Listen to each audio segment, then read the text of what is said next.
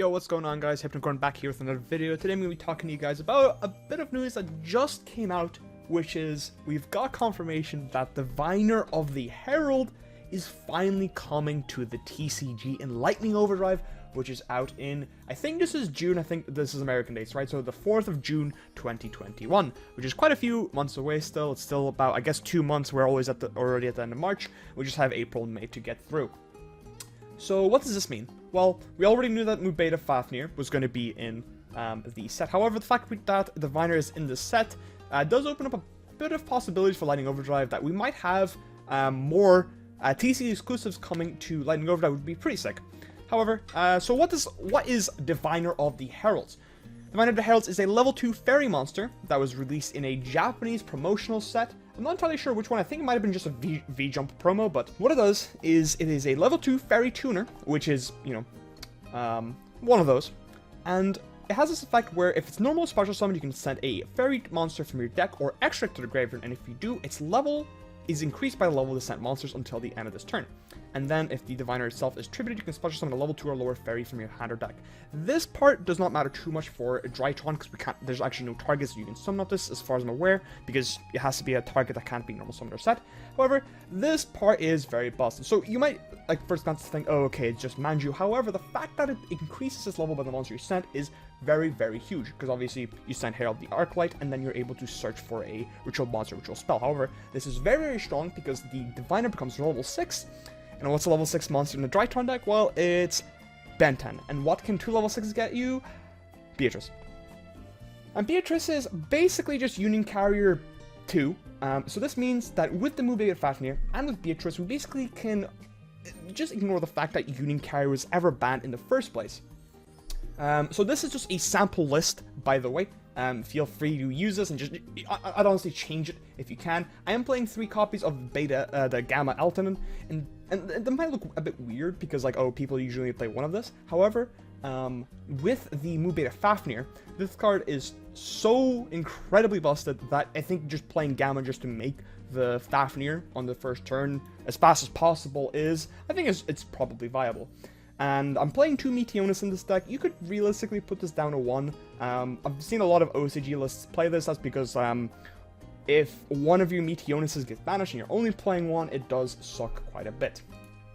And if you're like, if your Zeta gets negated and you can't ritual summon, it does also suck. You kind of do want to have a Meteonis in your hand. It's actually a lot more useful than having a ritual monster, because if you don't have the ritual spell, you're actually kind of doomed.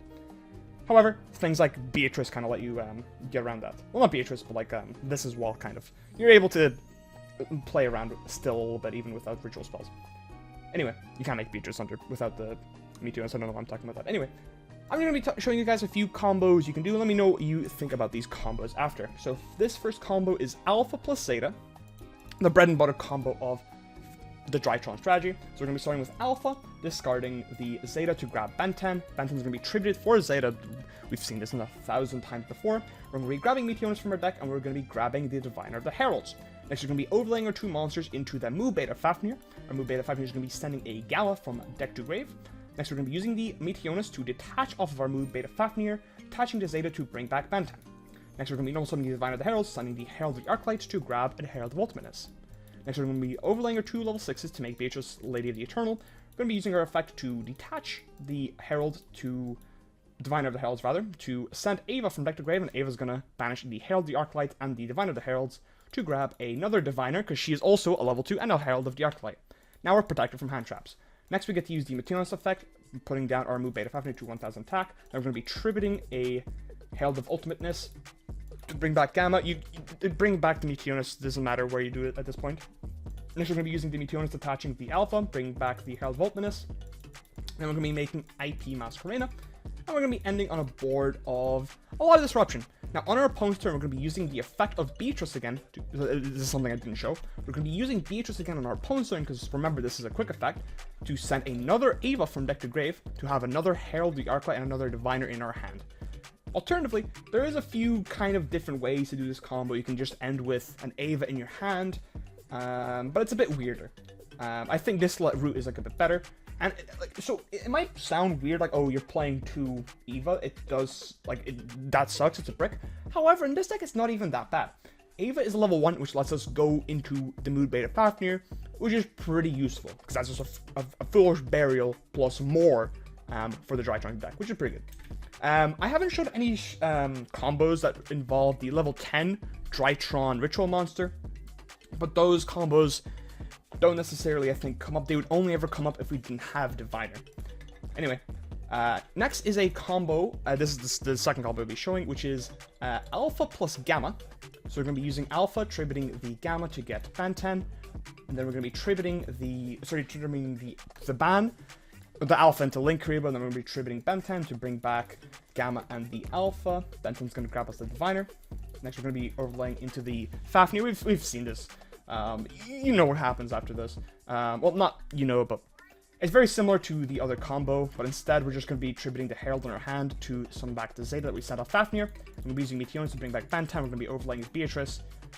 And then Ava getting the 2 Heralds. Then we're going to be using Meteonis again, bringing back the Herald of Ultimatus, and then sending 2 for IP Masquerena. Now, a cool thing to note is that Eva can banish from the field also. So on your opponent's turn, you're able to banish the Beatrice on your board because she is also a fairy, to banish as a second target for Ava, and then you're able to add another Herald and another Diviner, which is pretty sweet. You get to have an IP Masquerena into your opponent's turn, into other, like a Light Ray Unicorn or something, and then you also have your Herald of the Ultimatus with a bunch of negates, but also you have a Herald for next turn to send, like, just to add, like, Natasha or whatever other ritual monster you're playing, like even the Drytron one, the Drytron big ritual dude. Anyway, let me know what you guys think about Diviner coming to the TCG finally. Let me know what other cool things you could do with Diviner. I've been Hypnocorn. I'll see you guys next time.